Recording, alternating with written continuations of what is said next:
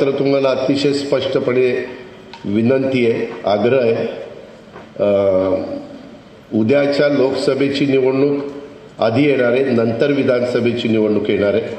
त्याच्यामुळं लोकसभेच्या निवडणुकीच्या निमित्तानं जर तुम्हाला मला पावती द्यायची असेल तर ही जी सगळी कामं चाललेली आहेत आणि बारामतीमध्ये जो बदल चाललेला आहे, आपल्या करा नदी, आपली नीरा नदी, आपली जनाई शिरसाई पुरंदर, त्याच्यामध्ये तर मी काय काय निर्णय घेतले, कुणालाही तशा पद्धतीचे निर्णय घेता आले नसते।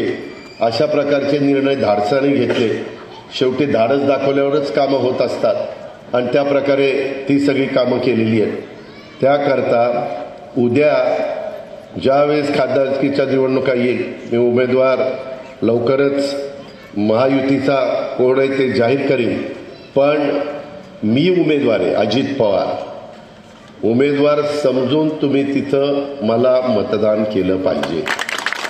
ही माझी तुम्हाला आग्रहाची, नम्रतेची, कळकळीची विनंती आहे। तसं जर कोण भावनिक होतील, कोण आणखीन काय सांगतील, कोण म्हणतील आमची आता ही शेवटचीच निवडणूक आहे, अमकच आहे तमकच आहे, आता खरीच की शेवटची कधी होणार आहे मला माहिती नाही, परंतु सतत असं सांगितलं जातं।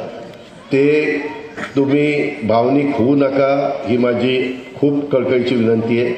तुम्हाला ह्या कामाचं सातत्य टिकवायचं असेल आणि बारामतीचं या कामाचं स्पीड असंच राहण्याच्या करता तुम्हाला उद्याच्या काळामध्ये मी जी विनंती करतोय ती विनंतीला आपण सहकार्य करावं, अशी माझी तुम्हाला आग्रहाची विनंती आहे।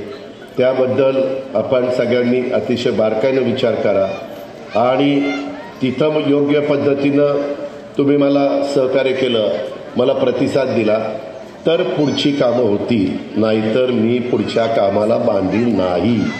मी अतिशय स्पष्ट सांगतो, मी महाराष्ट्र मला खरं आणि स्पष्ट बोलणारा माणूस म्हणून ओळख आहे।